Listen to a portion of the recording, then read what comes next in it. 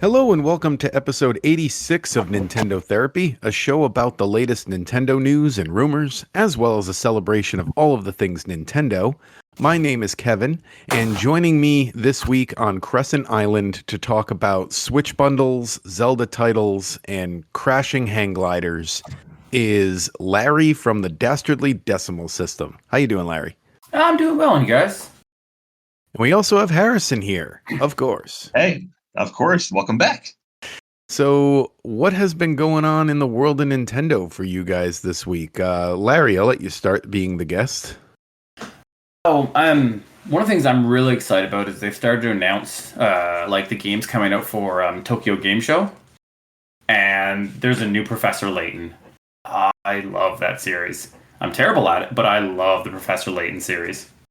Yeah, I love it too, and like, this is gonna sound like a knock against it, but like, there's something about it that really relaxes me and almost puts me to sleep sometimes. Yeah, it's but in a good cozy way. gaming, you know? Yeah. Do I sit and play with Game Facts open? Maybe, but I'm still enjoying the experience. I haven't played one of those since the DS though, or maybe, like, yeah, I think like I don't think I played any of the 3DS ones. Curious Village, or how many games are there now in the series?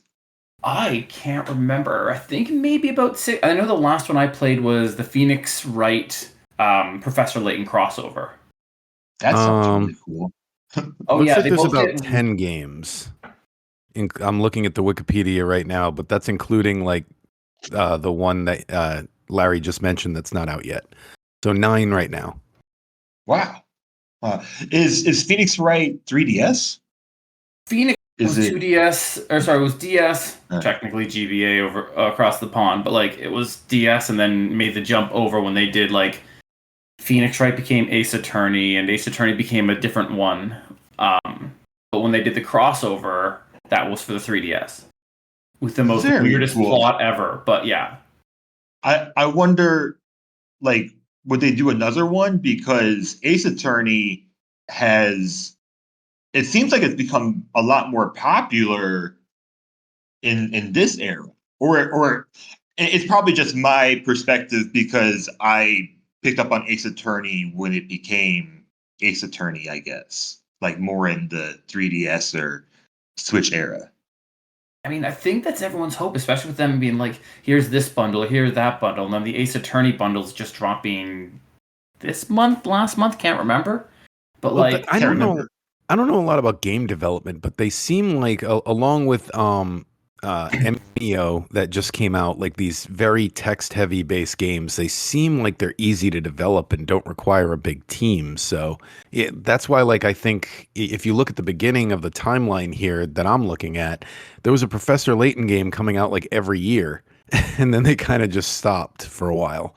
But it was just like rapid fire, like 2007, 2008, 2009, 2011, 2012, 2013. Like they just kept putting them out. So there can't be a lot of development involved.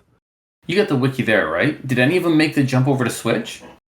Let me see. The 2017 game was on 3DS. So Yeah, I don't think so. But we've had tons of Ace Attorney games, and I plan on playing all of them at some point. Uh, like there's really fun games. Sometimes I'm too tired to play them, like a game like that. But um, do you think it's become more popular, Larry? Do you think it's become more of a popular series? Either one. To be honest, I'm not sure. I mean, as you're saying, we're seeing a lot of like almost a resurgence or a resurgence of like these text heavy games. So I mean, it's kind of cool to see them out there, and with the smaller teams, we're seeing a lot more of the indie people trying them. Like dating sims have become popular again over the last couple of years, and ridiculous dating sims. So I mean, same type of things. date everything. Yeah, I thought Ace Attorney became more popular also with like meme culture as well. I don't know if that translates into people actually going and then playing the game, but yeah, I just it was a resurgence. Exactly what you said. Definitely a series that I picked up on much later than most people. Oh, I have Yeah. an update on your original question. Apparently, the game that came out in 2017, Layton's Mystery Journey, that did eventually it was released on the 3DS, like I said, but it eventually did get a re-release on Switch. Sure. Oh, in Japan only. Man, this just keeps getting updated. Oh no, worldwide. Okay, we're just updating back and forth, back and forth. Yeah, It's always a worldwide. better to be able to cut all that out. Just kind of get it the first time, come off like the genius. November 8th, We're getting live 2019. tweets right now. We're getting breaking news. So yeah, It just released. that's that series. This week I have been playing lots of Luigi's Mansion 2.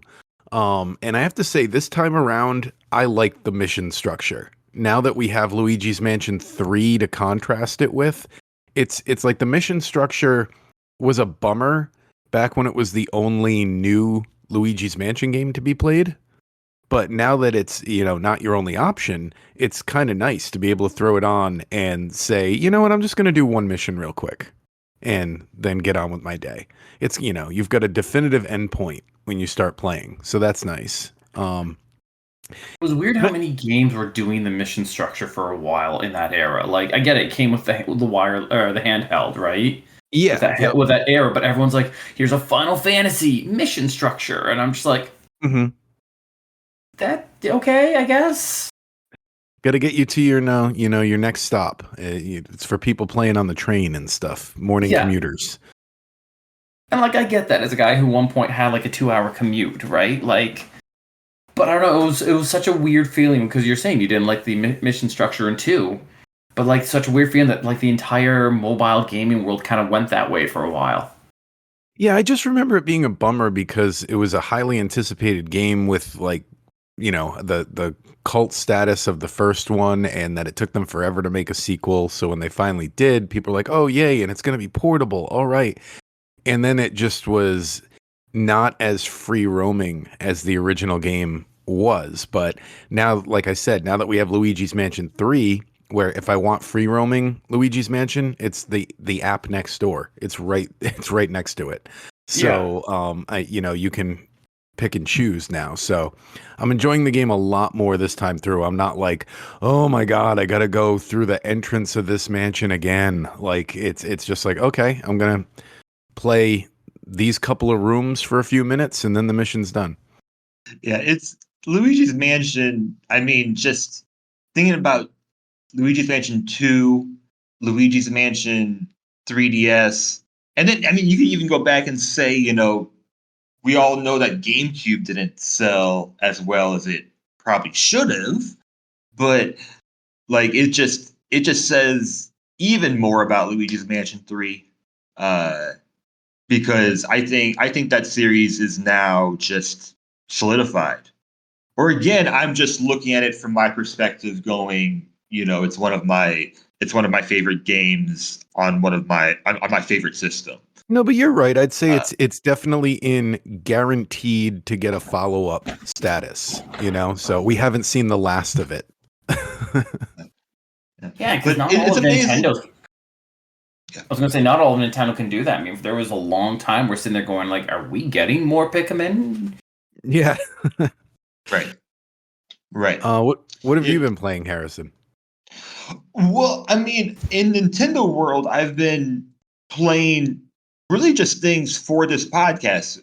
Spotlight and Zen, something that you and me have been working on, which it's pretty related to what we're talking about right now. I'm ready to move on because that's all for things in the future. Great small talk, guys. I mean, okay. All right, our top story tonight. 5 new Switch bundles are to be announced in the next few days, with September 19th releases is a news story we're seeing on mynintendonews.com. So according to the story, they have almost no details. There's the first pack will be Nintendo Switch Lite, content unknown. Second pack, Nintendo Switch Lite, content unknown. Nintendo Switch Sports Pack, which will contain a Nintendo Switch console, the pre-installed Nintendo Switch Sports game, and 12 months of Switch Online. And then pack 1 for the OLED model will contain a Switch OLED model and a download code for Mario Brothers Wonder, plus 3 months of Switch Online. And lastly, an OLED model that just says contents unknown for now. So, what this is really saying is Nintendo is getting ready to liquidate, get out all of its remaining stock of systems before the new system launches. I'm sure a few of these will be. There's probably going to be another Mario Wonder bundle somewhere in here, I'm guessing. This is just 2 predictions.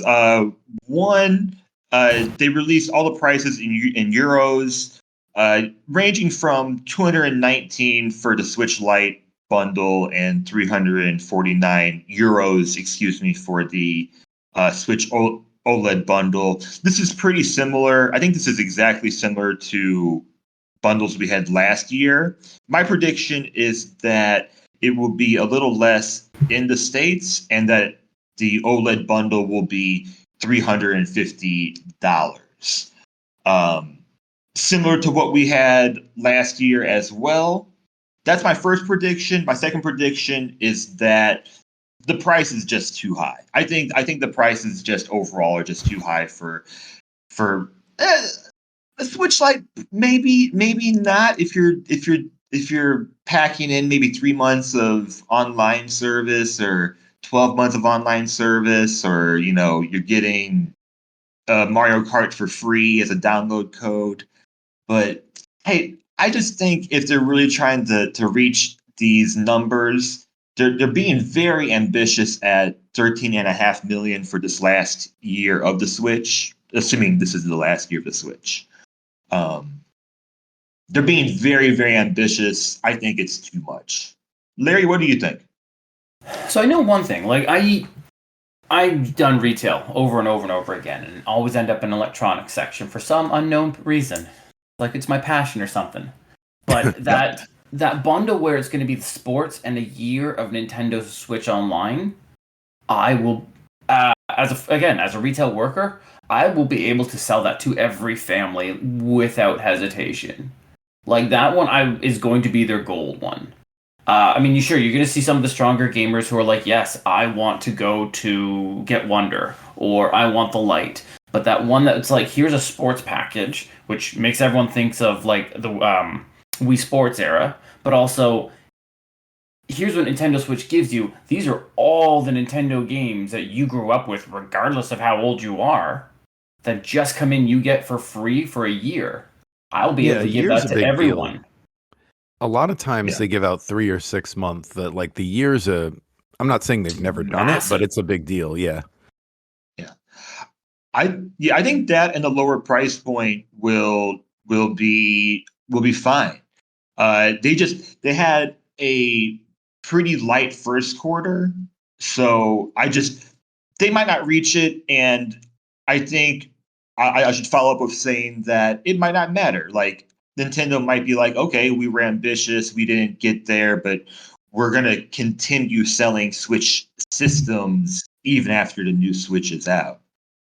Because I could see like a Switch Lite. Like if the Switch Lite is packaged with 12 months of Switch Online for $220, $230, I could see that selling well as well, because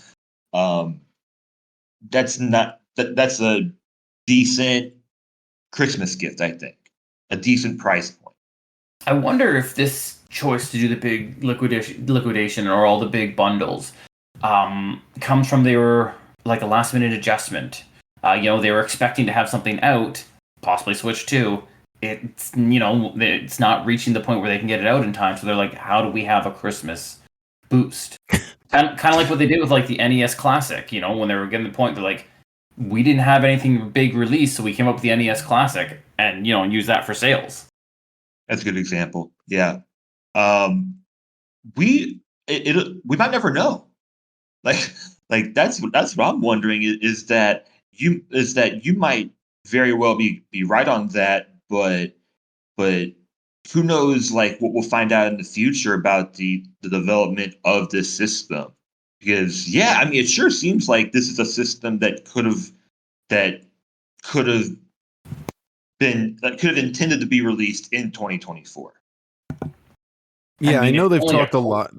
They've talked a lot about the strength of the yen and other deciding factors in when they're releasing this system. So it's the things they probably didn't see coming is they're waiting for their dollar to buy them more in manufacturing, I think. I never think about that, but it makes perfect sense sometimes. You're like, what can we get the most out of? Or, It can be quite significant. So let's go Japan. We'll just be They're saying that Japan's over and number one over again. company, which is crazy to think about. Crazy. Yeah, yeah. That is the most crazy statement about Nintendo that I think you could make.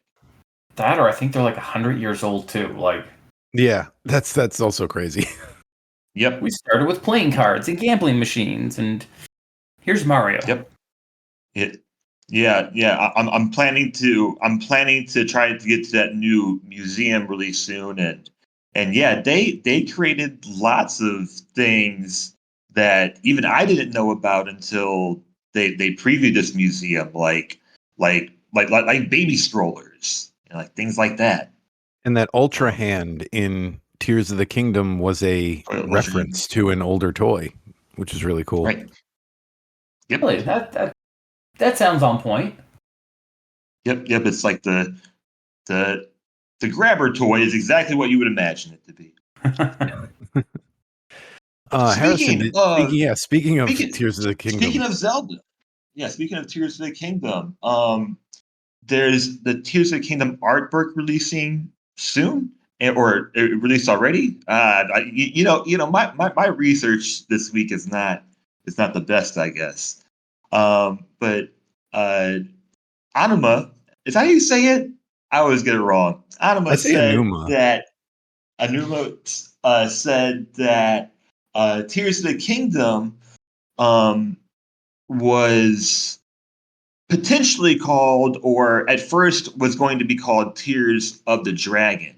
And we'll just say that Tears of the Dragon would have potentially been too spoilery. So if you have or have not played Tears of the Kingdom, that's all we'll say about that. I It could actually have been, I go actually ahead. think that's a better title. And I don't think it would have been too spoilery because I know what you're referring to, but you go on the quest to collect the tears like almost immediately after leaving the opening area. I don't think people would have put a connection together of what that actually refers to.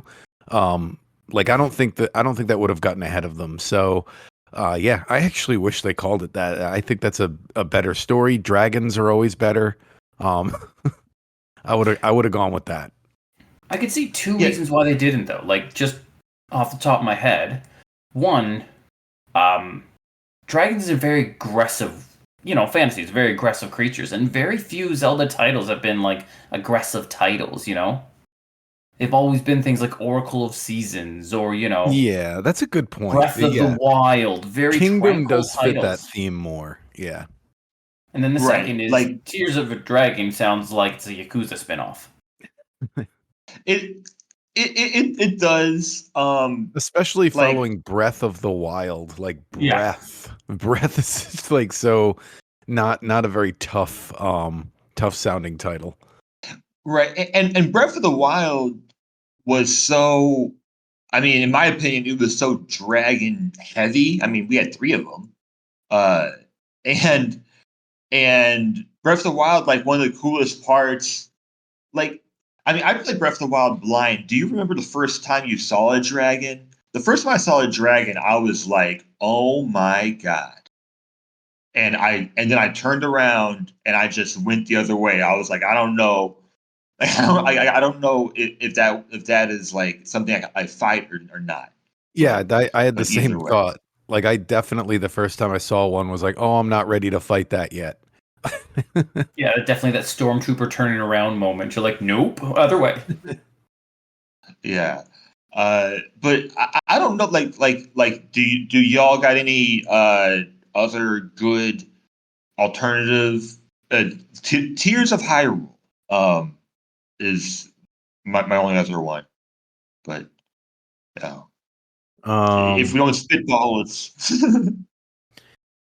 Gluing stuff together I, is almost an that's what you assembly do. title seems at times more apt, but Tears of the Kingdom must grow, which would have been funny to me. But anyways, Zelda, we did it better than Banjo Kazooie Nuts and Bolts. that's true. That's true. I'm surprised they haven't Not nuts and re-released bolts. that because everybody's talking about it. Yeah, or even just try to like Potential. redo it. Or we actually haven't seen many. Like when Breath of the Wild came out, we saw a slew of like Breath clones, and but we haven't seen any that have really tried to replicate the Tears build anything motive. You know? See, I think opposite of what I said about Professor Layton, I think that might be a development thing where I remember reading when the game was fresh about how labor intensive developing the whole fuse mechanic was. So it might not be something very easily replicated.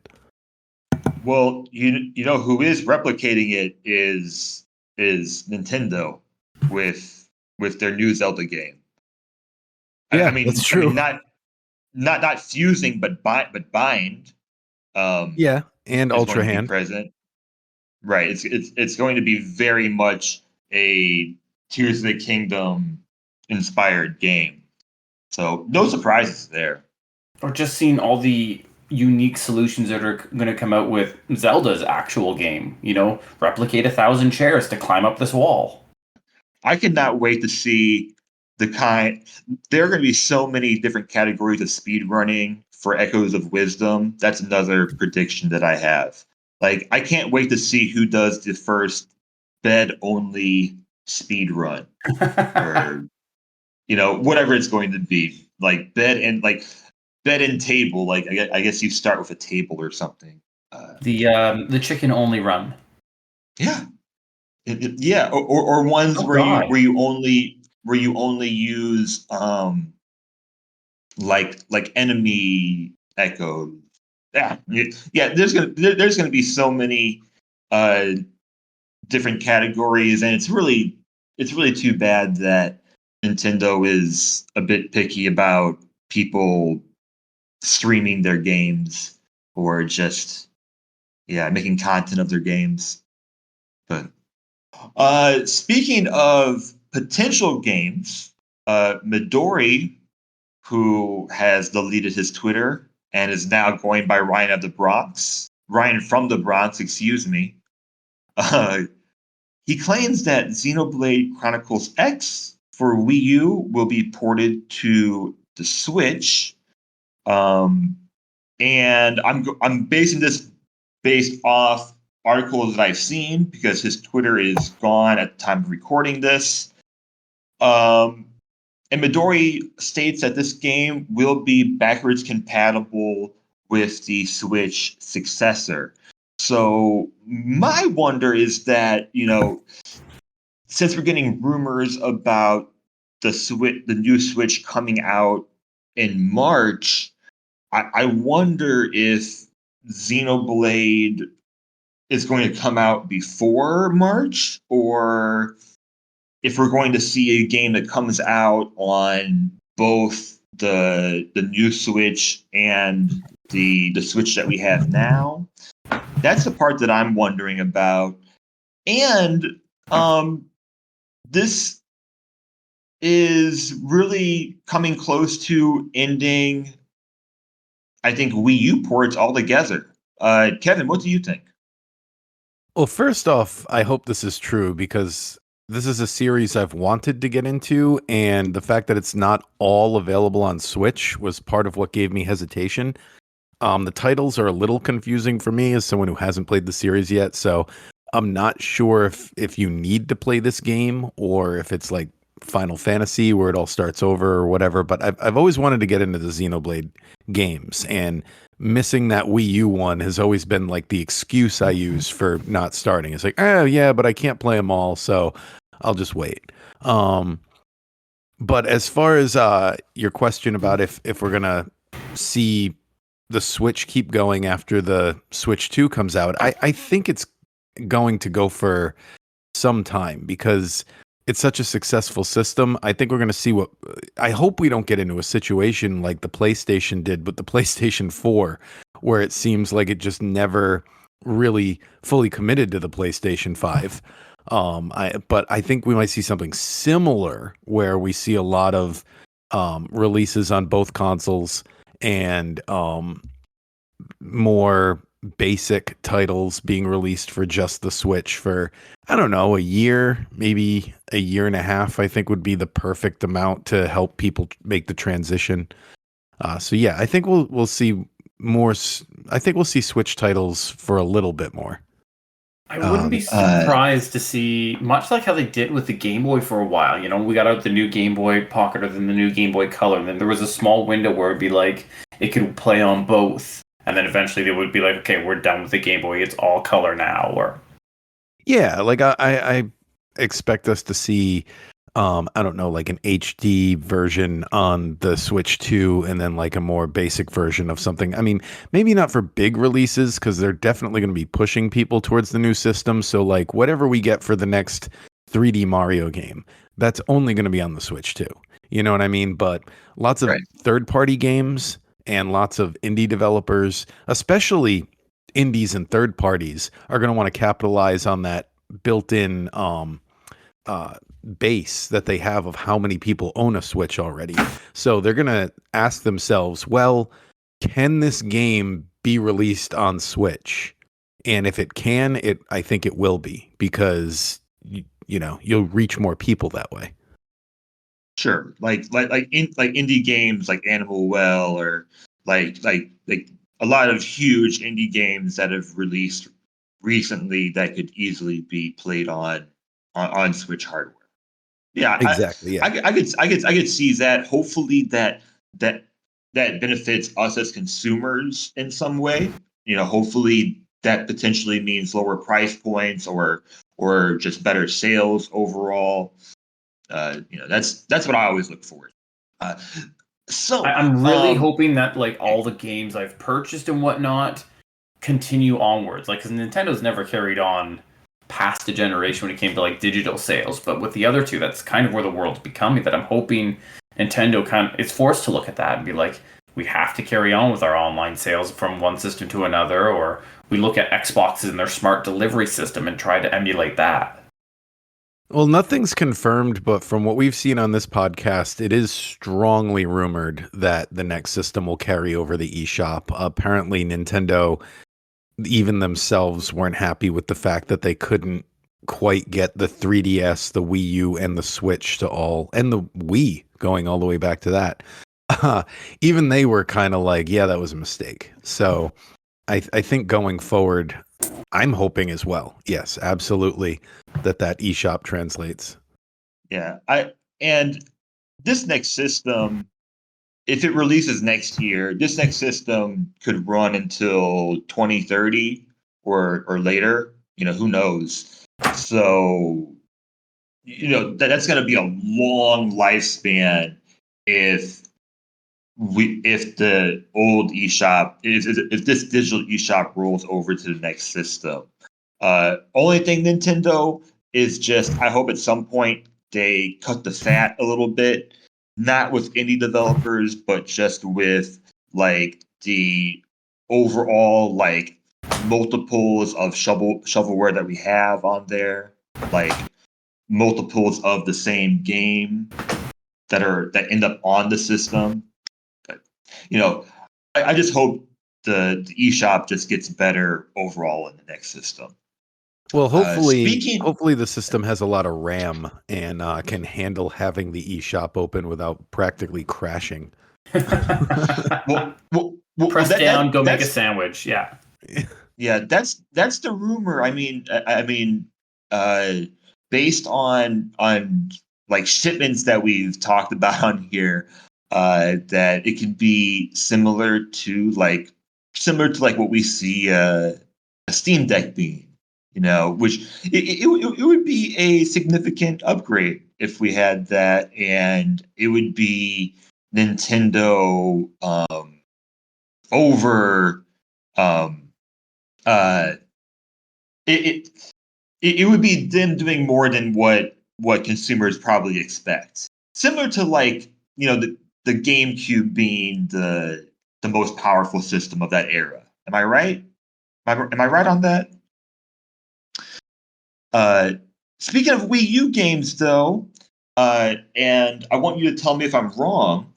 I think if Xenoblade comes out, of the first party games, I think we'll get Wind Waker, which was, of course, a port, Kirby and the Rainbow Curse, Twilight Princess, which is also a port, and Paper Mario Uh, Color Splash. Wind Waker had some changes to it. I don't. Twilight It hasn't Princess, from changed my it. memory, can count as a port, but I don't know. I'd say it's such a gray area that people debate these days. But I don't know if I'd count Wind Waker as a port Fine. just because they So, fixed the ending. well, that's fair because whenever we get Wind Waker, we will get the Wii U version. That's fair. Yeah, That's that totally version will be fine. a port for sure. Well, so anyways, just to be fair, I'll say I think there are those four games, and then honorable mention, I could say Star Fox Zero. I think that is it. Because like for example, Yoshi's Woolly World, I don't think would come out. It's been 5 years since Crafted World had like released. Fatal Frame, Maiden of Blackwater didn't do well at all. There's no reason to bring back Mario Tennis, Ultra Smash, Animal Crossing Amiibo Festival. I think that is it for the system, which is just crazy to think about, right? Because we've had a, a number of ports, right? Like a number of them already, but not that many. But Yeah, the only thing I am I can think wrong? of Like, that you didn't list yeah, is Splatoon. The original Splatoon on the Wii U could see some sort of remake, but I mean, I'm not saying it's going to happen. It's just something that, like, if it happened, I wouldn't be surprised. But I feel like Splatoon's yeah, going to go the way of like Mario Kart and Smash, where they're like, here's the yep. new one. We ignore the past now that we're past it. They've always seemed to take that approach with those. yeah, I could just see it getting like a nostalgia release where they like add like a new play mode or something. But like I said, I'm not expecting it. I'm just saying, like, in the realm of possibilities, I'd put that one not as impossible. Like a Diablo 1 in Diablo Yeah, 3 thing. not Like, I'd say it's more yeah. likely than some of the ones that you were saying, Harrison, where you're like, we're probably not getting this. I agree. Like, I'd say we would see Right. Splatoon re-released before we'd see Yoshi's Crafted World because it's been so long at this point. Yoshi's Woolly World. Yeah, yeah, Yeah, Woolly exactly. World. Yeah. That Yeah, to yeah. me feels like Nintendo is, leaving money on the table. I mean, do you give this the full remake? No, I don't think you're ever going to get that. But you do this and maybe drop it for 40, like people were doing, or like they did with Metroid Prime. And I think you're going to see a bunch of people who are like, oh man, I missed that one. It's only 40. All you have to do is remaster it. And I think they're leaving money on the table, not trying to bring some of these smaller ones that didn't get as much attention because they were lost on the U.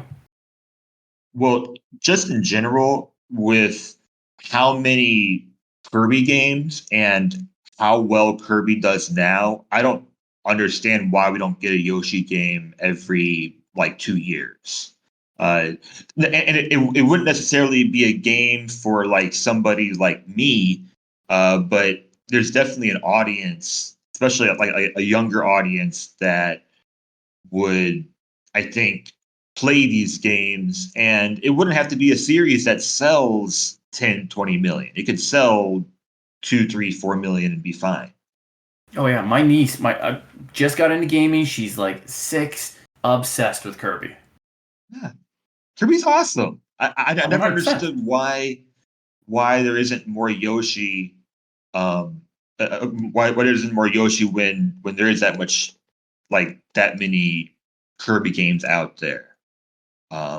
We've done I don't know how many on the show so far.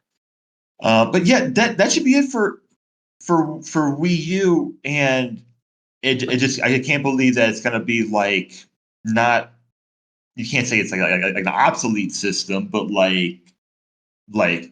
it's gonna be accessible on every game. Almost every game you'll want to play will be accessible on a different system. It's And I definitely going to think, go down as one of those weird ones in history because you had like the Wii on one side and the Switch on the other, right? Two of the Nintendo's greatest consoles of all time. And then you have the Wii U, this sad little stepchild in the middle that never got the attention it deserved, right? Yes, Kevin was very sad that it ended up being Nintendo Therapy podcast biggest mistake um, of Nintendo. We decided. yeah, we did a tournament where we basically faced together one by one all of Nintendo's biggest mistakes, and the Wii U ended up winning, despite the fact that I still have lots of love for that system. And I will say I prefer the vibes that you have when you turn that system on still over the Switch. Like, there's something about that home menu that's better, in my opinion. The Switch, not even everyone's talked about how you can't get custom backgrounds, but even besides that, there's no, it's silent. Like, you know what I mean? Like, there was Yeah, that ambient noise to the Wii and the Wii U that I really liked. But that's a conversation for another day. We As someone can, who we has can a sound bar, and I'm sitting there, my sound bar takes a couple seconds to boot up, anyways, and I'm sitting there with the Switch going, "Is it on? Is it on?" yeah. Okay, finally, there's a sound. So, moving on to our spotlight game. This week we looked at the Pilotwings games, the two that are on the Switch Online service. We've got the Super Nintendo Pilotwings that came out in Japan in December of 1990, came out in North America in August of 91, and then we've got Pilotwings 64, which came out in June of 96 and September of 96 in North America. What a difference 5 years makes in what people are looking at in terms of video games in these two series. Like, oh boy, who wants to start on their Pilotwings thoughts? Because I have a lot of them. Admit, like uh, trying Pilotwings go and it being ahead. like the you have to go to game, right? And especially when I could still rent Super Nintendo games, like yeah, I would try it, and then it's just I never saw the appeal as a kid. I've tried I tried a dozen times. So I'm like, I must be missing something. But as a kid, I never saw the appeal of them. So I think I'm going to be the odd man out, having already read some of Harrison's thoughts here. In that, at least the original Super Nintendo, we'll start with that one. The Super Nintendo version, we called this podcast Nintendo Therapy. This is one of the games that is like Nintendo Therapy for me. I can throw this game on to relax. It's a lot like what I get out of like Mario Golf or something like that. And I don't know. I honestly think if I were to make a list of my all-time favorite games, I think this would be in it. It's in my DNA, this game. Like I said, with Harvest Moon 64 and Toe Jam and Earl. That I don't know what it is about it, because our other co-host, who isn't with us this week, but he'll be back soon, we promise. Sean, we've had conversations about this game a lot where he's like, I don't understand how you find that game relaxing. It's so stressful for me that I'm always like crashing or like not doing it right. And I'm like, I don't know either, man. I'm just like, if I don't hit the amount of points I need, I'm like, okay, well, I'll try again.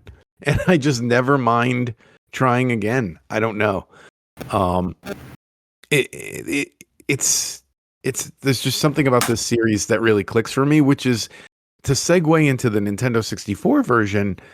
Why it's kind of weird that I never really got into that version, because I was huge on the Super Nintendo one.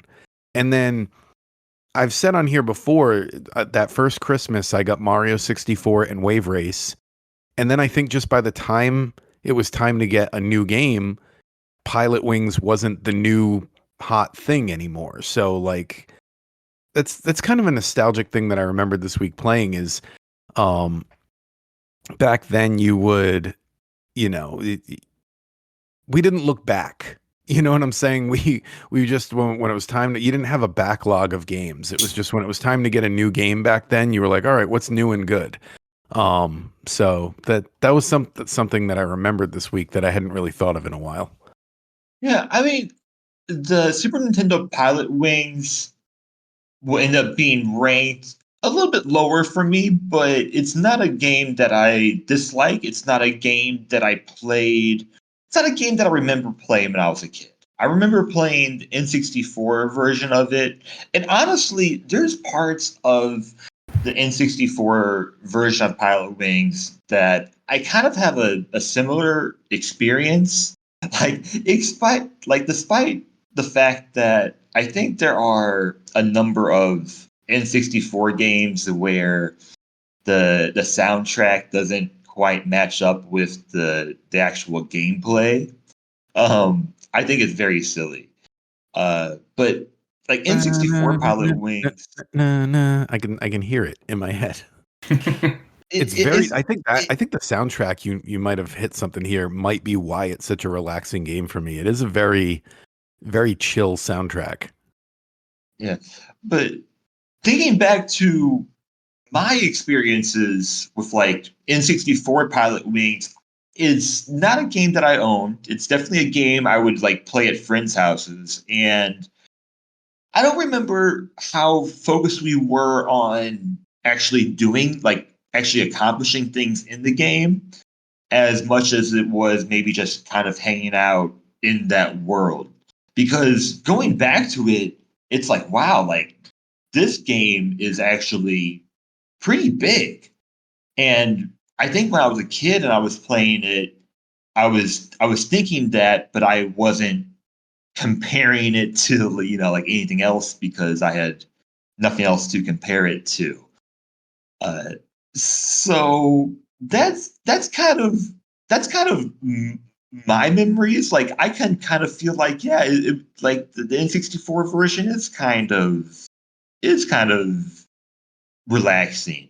Super Nintendo, I enjoyed. I wish there was more there as far as either story or just overall progression. To me, it didn't feel like there was as much for me to keep myself engaged more than just trying the game out and seeing if I like it or not. Have either of you played the final mission on the Super Nintendo version? No.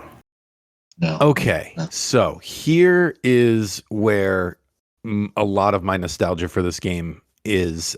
This was definitely a game that I rented a lot back in the day. I don't know where, maybe it was in a Nintendo Power or something, but we got the passcode to basically go to the last level, and the last level is so incongruous with the rest of the game. It's insane. Like I get the logic is that they were training you for this mission, I guess. But it seems like they had a helicopter combat game um, in mind, but they didn't have anything to do with it, so they slapped it at the end of this game. Like it's so night and day with the rest of Pilot Wings. The final mission is you pilot a helicopter that you take off from like a ship at sea, and you have to fly it into enemy territory while they're shooting at you, and you can shoot back and you can take out the different cannons and stuff, and your mission is to land the helicopter, rescue some hostages, and fly back without getting shot down. It's so different from everything else in the game. It's just like it's tonal whiplash. It's insane. So I wonder if that was possibly the precursor to Star Fox. I mean, Star Fox was 3 years later after the SNES one. Could be. This is done in a top-down point of Oh. view. So it's but it's still like I don't know. I'm trying to think of another helicopter combat game to compare it to. Like there was It's not a very full genre. yeah. I know there was some on the Sega Genesis. What else was there? Um I'm like, I can picture one in my head right now, but I can't think of what it's called. Um, Jungle Strike, and Desert Strike. Those are the two.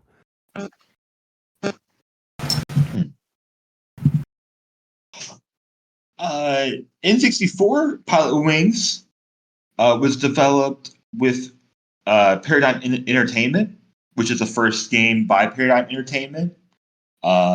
Produced with Nintendo EAD, because I think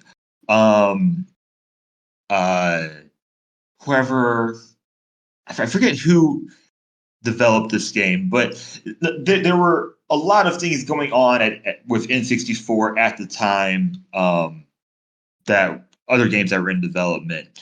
But Paradigm Entertainment also developed Beetle Adventure Racing, which we talked about last week. And I'm pretty sure Paradigm Entertainment is the only company that's worked with Nintendo that has also done software for like U.S. military, for NASA, because they started off as a company that did like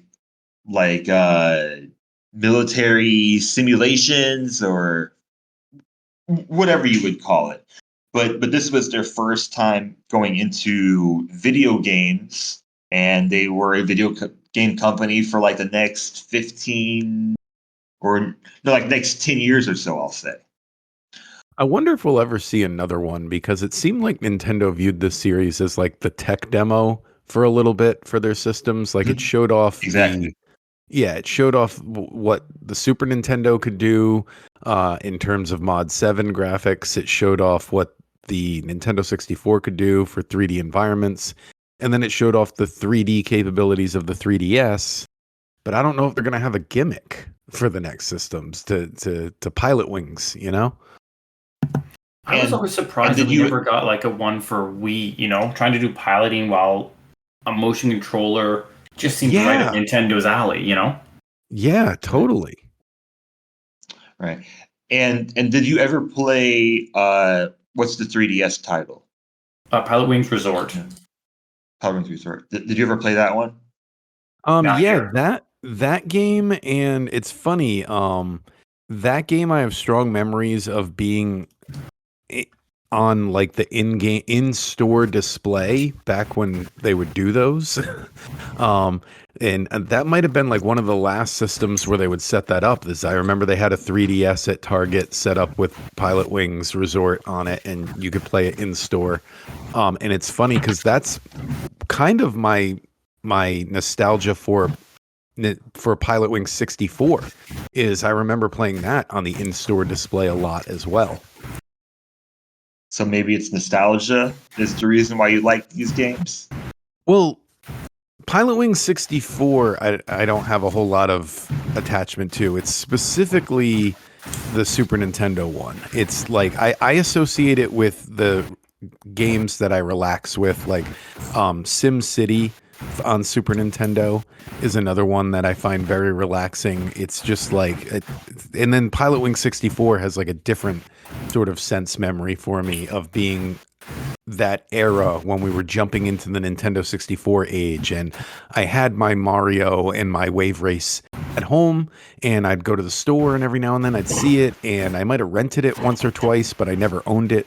So yeah, I played it this Yeah. week with my Nintendo 64 controller that pairs with the Nintendo Switch, which I think is the ideal way to play all of the Nintendo 64 games on there, because the controls get a little wonky on the Switch controller. So that really took me back. Yeah, I think I was the same. I'm sure I rented it, never owned it. And yet, Pilotwings 64 was one of the 13 games shown off at Space World, or at the time it was Shoshinkai, in 1995. You can find videos on YouTube of people playing Pilotwings or like Mario 64 at this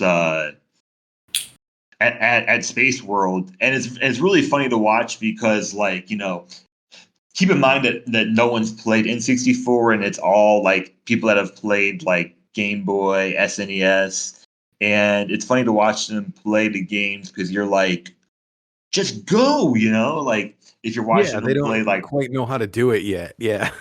yeah, like they have like no idea how to play the game. And I'm just like, just go already.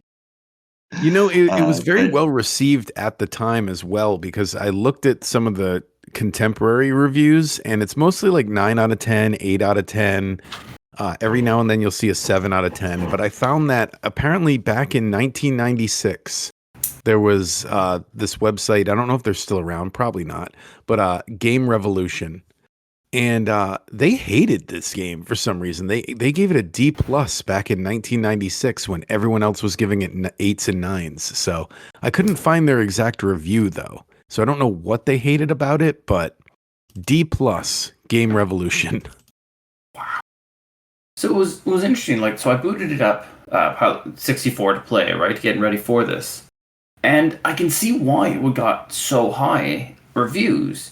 So this is weird to say about a 64 game, but it had the same vibe as like Microsoft's Flight Simulator. Here is a massive, especially the gyroscope levels. They're like, Mhm. here is an island, fly, do this. That's Hey, your shoot goal. targets. It was Yeah. so awesome to shoot targets. Like that blew my mind the first time I did it. Like you imagined like it was like the Death Star trench or something back when you would imagine games were something different than what you were playing. Um, it was just such a cool thing to be able to execute. But even compared to something like Rogue Squadron, where like a lot of their missions are like, here's a very contained, narrow area or a very, linear path, go do the mission. And while you still had, here is your objective in Pilotwings 64, I definitely spent, just time flying around. Oh, let's look, how close can I get to this castle? Oh, I bounced off the roof. -2 points. Okay. But it was And that it does feeling of like, reward I you could for that just fly exploration everything. too. Yeah. It rewards you for that exploration too because you get like the flying man stages and like you unlock areas of the game by finding stuff around the islands. See, I didn't even figure that part out. But I could see, like, now we take that for granted of here's a big area, explore or do the mission, whatever. But 1990, what would we say, 96? Like, Yep. that is, we're still coming off the era of here is a line, run Mario across that line. Mm-hmm.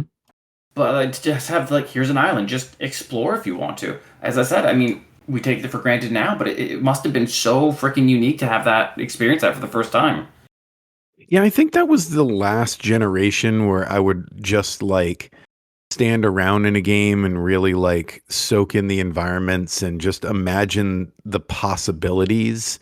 I obviously explore in games, in modern games, but it just doesn't have the same feeling as it did back then, where for some reason, when less was possible, it almost felt like more was possible back then. It felt like, man, you can do anything in this game. So I don't know what it was about back then, but like you'd read rumors online and you'd believe every single one of them. And you'd say, yeah, you could, there totally is a secret island if you fly through this cave or something like that. You just believed it. But I know that sense of wonder because I think games have been chasing that, or Ocarina of Time, Hyrule Field step out for the first time sense of wonder. Yes.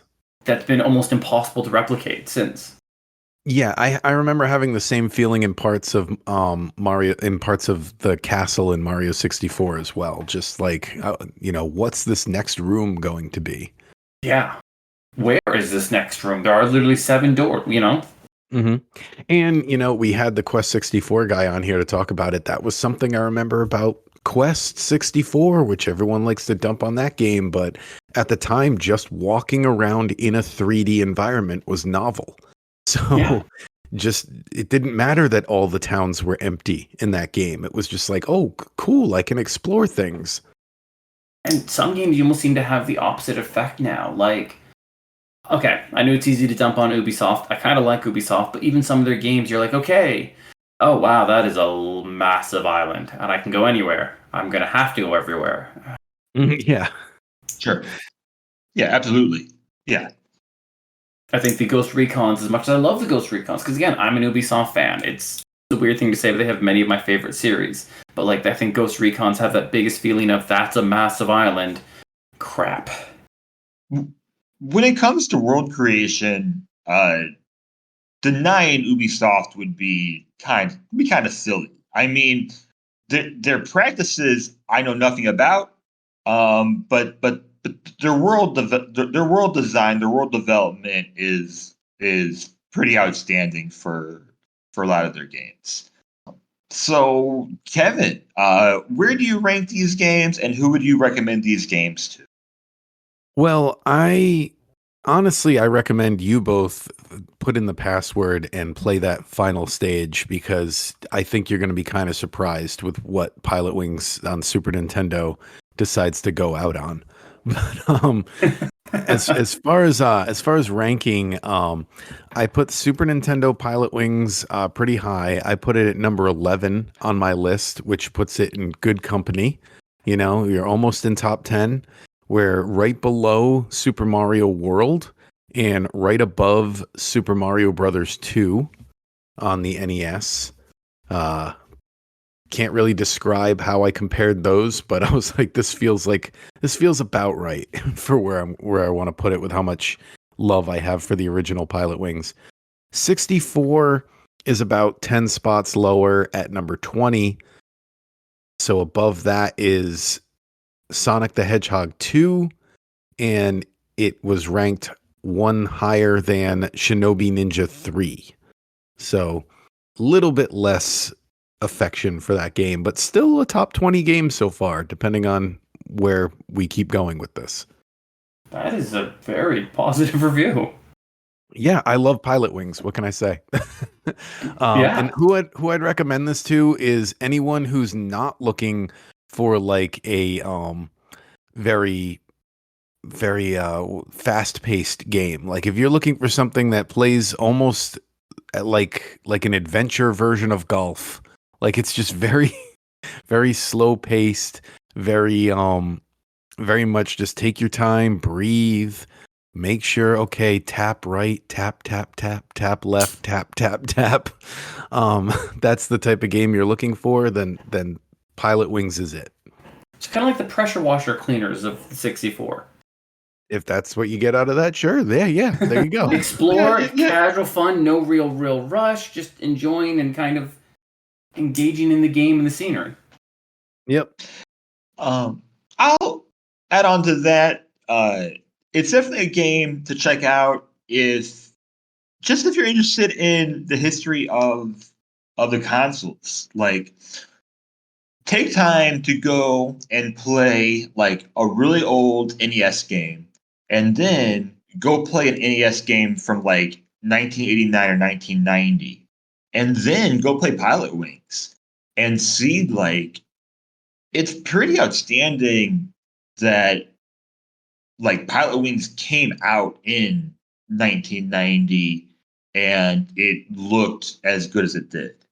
Uh, just considering what other games on what other systems, whether it's NES, whether it's Game Boy, or whether it's something else that were out at the time, it's definitely a game to check out if you're interested in the history of it. So even though I'm ranking it low on my list, it's still a game that I would recommend, just most people checking out.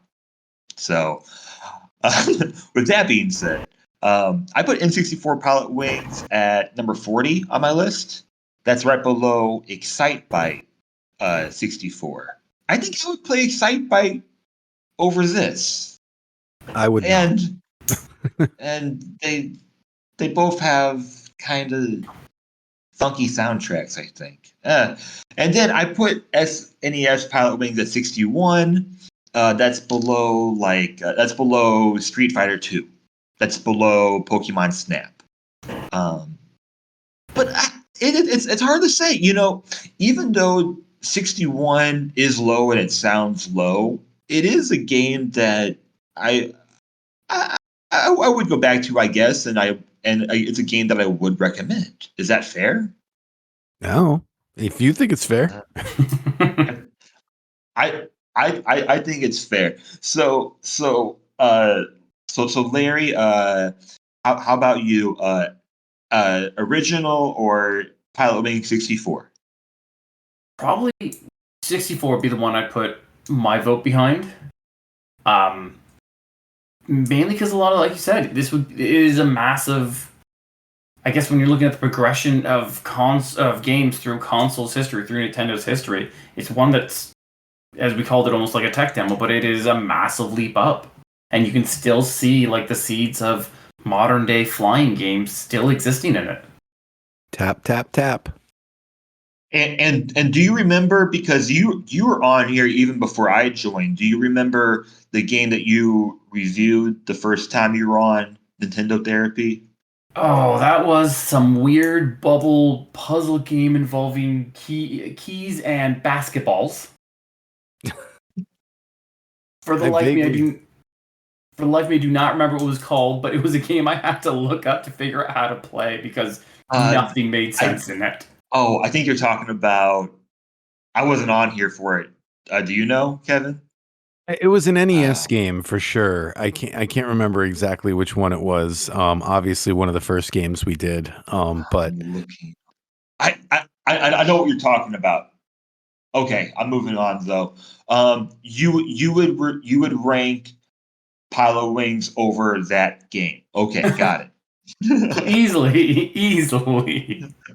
well, let's find out what the show will be looking at next week for the spotlight.